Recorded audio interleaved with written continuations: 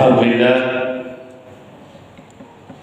لله رب العالمين أرسل رسوله بالهدى ودين الحق ليظهره على الدين كله وكفى بالله شهيدا أشهد أن لا إله إلا الله وحده لا شريك له وأشهد أن محمدا عبده ورسوله الذي لا نبي بعده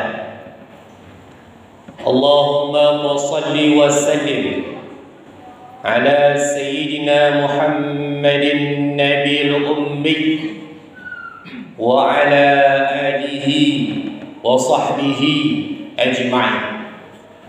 قال الله تعالى في القرآن الكريم أعوذ بالله من الشيطان الرجيم بسم الله الرحمن الرحيم يا أيها الذين آمنوا اتقوا الله وقولوا قولا سديدا يصلح لكم أعمالكم ويغفر لكم ذنوبكم ومن يطع الله ورسوله فقد فاز فوزا عظيما. فيا عباد الله أوصيكم ونفسي بتقوى الله وطاعته فقد فاز المتقون. Hadirin sidang Jumat rahmat Allah Subhanahu wa taala. Bersyukur kita kehadirat Allah. Hingga pada saat ini Allah masih memberikan kita nikmat hidup.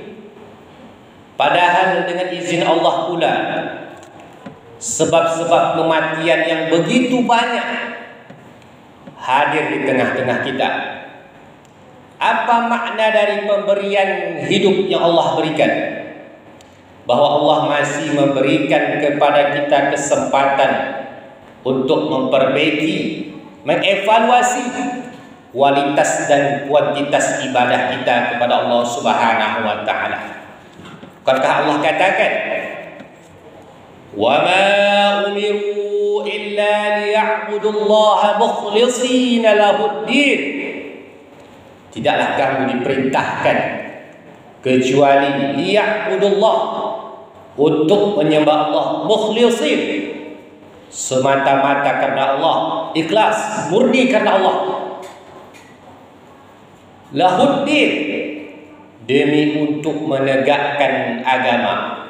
Maka kita Allah masih berikan kesempatan untuk hidup supaya kita memperbaiki kualitas dan kuantitas ibadah kita kepada Allah Subhanahu wa taala.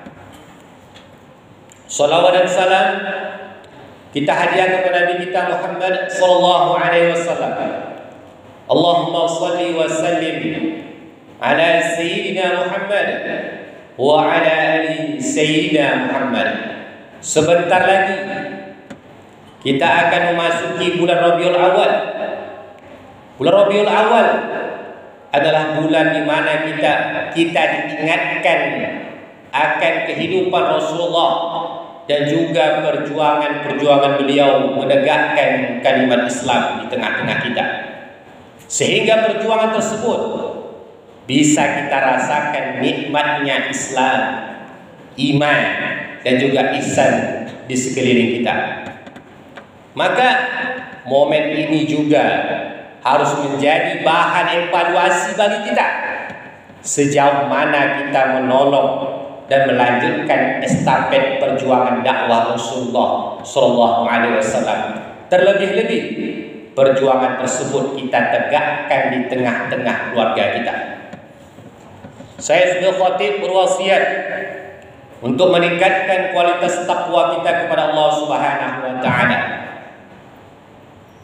Begitu ramai kita yang hadir di masjid ini, begitu cantik pakaian kebesaran kita, begitu tinggi jabatan kita, begitu tampan dan kuat fisik kita. Siapa yang paling terbaik? Yang terbaik adalah siapa yang setiap langkah kakinya, ayunan tangannya, sujudnya, rukuknya semata-mata dia lakukan karena takwanya, takutnya kepada Allah Subhanahu wa taala. Inna akramakum indallahi atqakum. Sesungguhnya yang paling mulia di antara kamu, kata Allah, atqakum, yang paling takut di antara kamu. Maka dari itu, mari berlomba-lomba di antara kita, di mata Allah Subhanahu wa taala, di hadapan Allah Subhanahu wa taala, menjadi hambanya yang paling takut, yang paling bertakwa kepada Allah Subhanahu wa taala. Judul khutbah pada hari ini yakni membina generasi yang soleh. Kalau kita berbicara tentang generasi, berarti kita berbicara tentang anak yang kita besarkan. Setiap hari kita carikan kebutuhannya, pergi pagi pulang petang. Kalau kita berbicara tentang generasi, maka kita berbicara tentang negara ini nanti, tentang agama ini nanti. Siapa yang sanggup melanjutkan negara ini? Siapa yang sanggup menjaga negara ini? Siapa yang sanggup melanjutkan perjuangan dakwah kita dan dakwah Rasulullah di Islam ini? Siapa yang sanggup menjaga keutuhan agama Islam ini?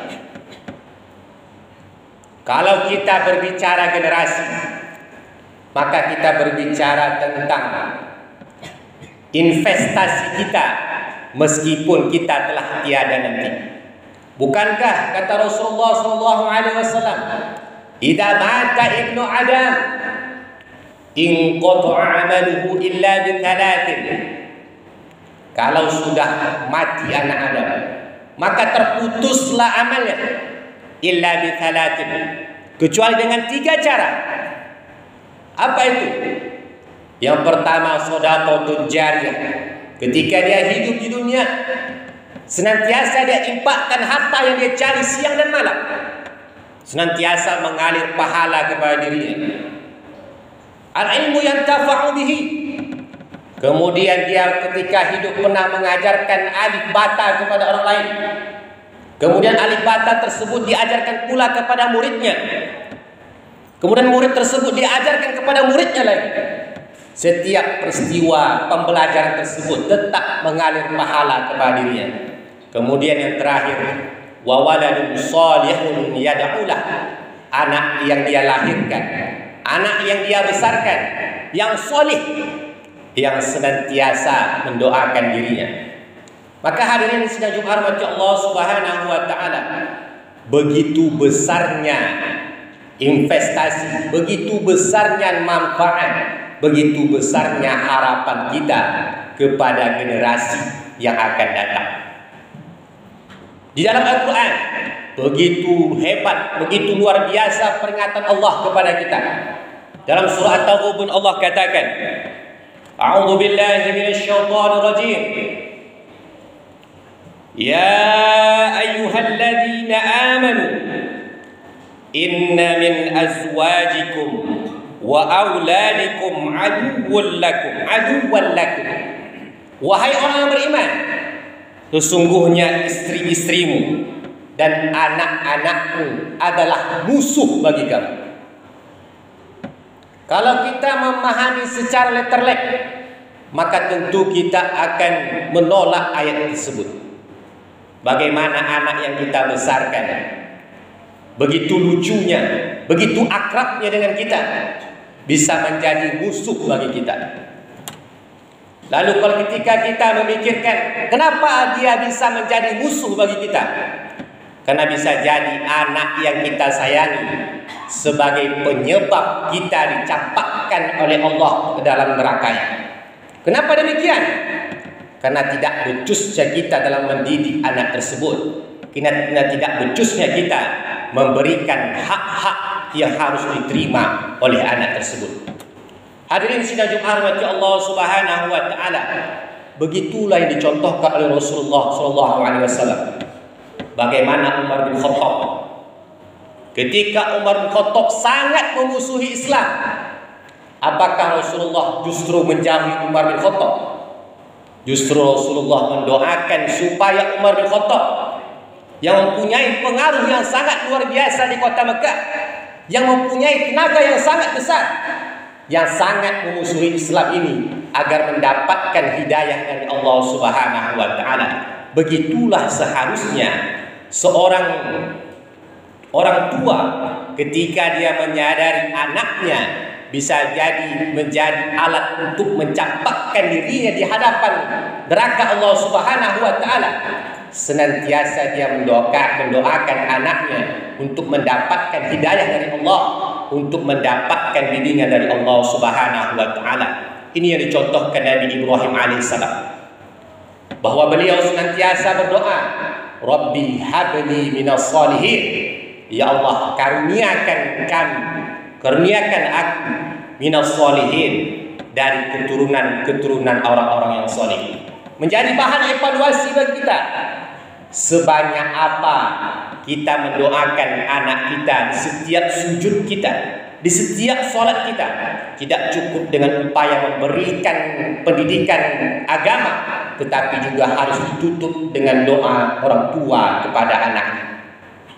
Hadirin sidang Jumat rahmati Allah Subhanahu wa taala, betapa pentingnya membina generasi ini, sehingga Allah menukilkan dalam surah Al-Munafiqun. Dalam surah ini Allah menceritakan bagaimana sifat-sifat orang-orang munafik. Tetapi Allah juga menyerukan, ya ayyuhalladzina amanu la tulhikum amwalukum wala ila auladikum an dzikrillah. Jangan, wahai orang yang beriman, jangan sampai harta-hartamu dan juga anakmu membuatmu lupa untuk berzikir mengingat Allah Subhanahu wa taala. Kenapa bisa harta dan anak membuat seseorang untuk lupa mengingat Allah Subhanahu wa taala? Karena begitu takutnya seseorang untuk jatuh kepada kemiskinan, sehingga dia menghabiskan waktu 24 jam untuk menumpuk-numpukkan hartanya. Karena begitu takutnya seseorang untuk meninggalkan generasi yang lemah ekonominya. Seseorang menganggap sebuah korupsi itu halal. Seseorang menghalalkan segala cara untuk meninggalkan harta yang bertumpuk-tumpuk kepada anaknya.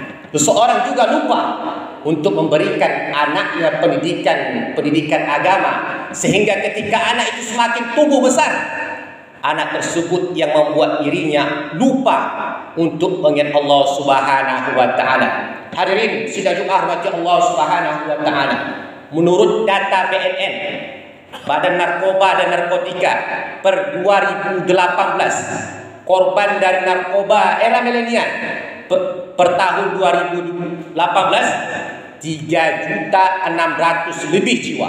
Sementara penduduk kota Pekanbaru ketika di malam hari 1,2 juta.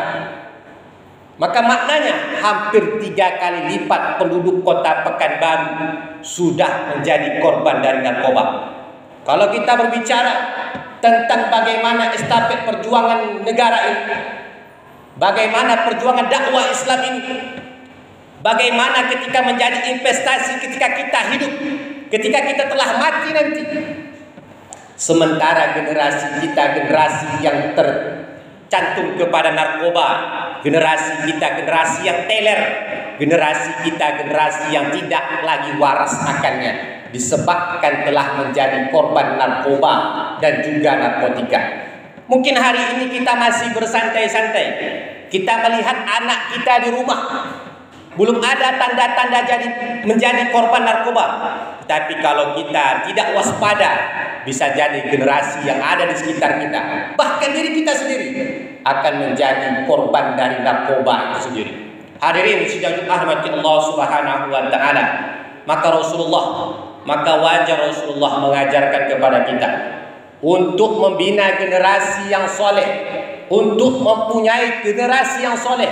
Rasulullah telah mengajarkan kepada kita jauh sebelum mempunyai anak, yakni mencari pasangan yang sangat kuat agamanya. Apa kata Rasulullah SAW? Tungkihul mar'ata li arba'in.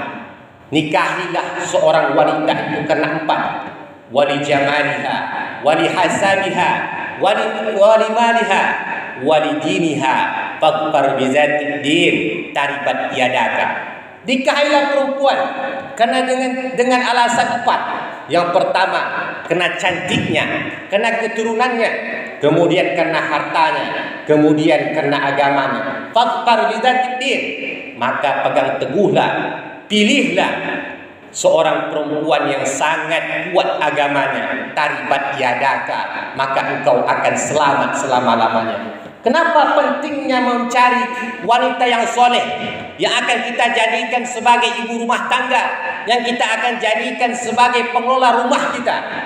Karena di dalam Islam disebutkan al-ummu al-madrasatul ula, karena perempuan adalah madrasah pertama bagi seorang anak.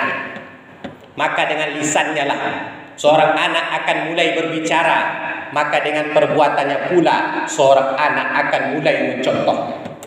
Kemudian setelah kita berupaya untuk mencari wanita yang kuat agamanya untuk dijadikan pendamping hidup, maka ketika anak dilahirkan, yang paling penting kita ajarkan kepada anak sesuai yang diajarkan, yang dikatakan oleh ulama-ulama akidah, awalin ma'rifatullah. Pertama-tama, mula-mula dalam beragama adalah mengenal Allah Subhanahu wa ta'ala. Mengajarkan anak sejak dini bagaimana dia mengenal Allah Subhanahu wa ta'ala. Seminimal mungkin seorang anak sedini mungkin sudah mengetahui bahwa setiap perkataan-perkataannya Allah itu basir, Allah itu sami'un basir, bahwa Allah itu maha mendengar dan Allah itu maha melihat. Maka ketika seorang anak sudah meyakini bahwa Allah mempunyai sifat sami'un basir, setiap perkataannya, setiap perbuatannya, dia akan merasa diawasi oleh Allah Subhanahu wa ta'ala. Kemudian Imam Zainuddin Al-Malibari dalam kitabnya Fathul Mu'in mengatakan, setelah anak diajarkan tentang ma'rifatullah, dia juga harus diajarkan tentang bagaimana sejarah Rasulullah sallallahu alaihi wasallam. Kenapa demikian? Karena begitu banyak generasi-generasi kita yang sudah kekurangan contoh-contoh di tengah-tengah masyarakat, maka tidak lain kita harus kembalikan, kita harus berikan percontohan kepada anak, yakni Rasulullah sallallahu alaihi wasallam. Laqad kana lakum fi Rasulillahi uswatun hasanah. Allah mulai ayat ini dengan dua kalimat taukid, kalimat lam dan kalimat qad, pertanda begitu layak dan begitu wajibnya kita menjadikan Rasulullah sebagai uswatun hasanah, sebagai suri tauladan kehidupan kita sehari-hari. Seorang sahabat bertanya kepada Aisyah, bagaimana akhlak Rasulullah? Maka Aisyah menjawab, inna akhlaqahul Quran. Sesungguhnya akhlak Rasulullah adalah Al-Quran. Maka ketika kita hendak mencontoh Rasulullah, maka sama kita dengan telah mengamalkan ajaran-ajaran Al-Quran. Kemudian yang terakhir, Rasul katakan, murru auladakum bis-shalah wa hum abna'i sab'i sinin. Ajarkan anakmu untuk mengerjakan solat ketika umurnya 7 tahun. Menjadi bahan evaluasi bagi kita. Bagaimana pertarungan antara kasih sayang kita dan juga pendidikan kita terhadap anak di umur 7 tahun. Sudahkah kita memerintahkan juga mengajarkan anak tersebut untuk mengerjakan sholat? Kalau anak umur 7 tahun sudah diajarkan sholat, maka di umur-umur sebelumnya dia sudah tahu tentang rukun-rukun wudhu. Dia juga sudah terbiasa untuk menutup aurat. Karena syarat sah sholat adalah dengan cara menutup aurat dan juga mengambil wudhu. Seorang generasi dari kecil diajarkan sejak dini untuk terbiasa berwudu. Wudu tersebut mengajarkan dan juga memberikan kesan seorang mukmin senantiasa suci 24 jam lamanya. Begitu juga seorang generasi, jika dari kecil sejak dini kita ajarkan untuk menutup aurat, maka waktu besar kita tak takut lagi, tak payah-payah lagi mengajarkan anak perempuan kemanapun dan dimanapun agar senantiasa menutup aurat. Maka benar kata Allah, inna sholata tanha anil fahsya'i wal munkar. Sesungguhnya solat menjauhi pelaksananya dari perbuatan fahsya, perbuatan zina, dan juga perbuatan maksiat yang lainnya. Barakallah li wa lakum bima fihi minal ayati wa dzikril hakim wa taqabbala minni wa minkum tilawatahu innahu huwal ghafurur rahim.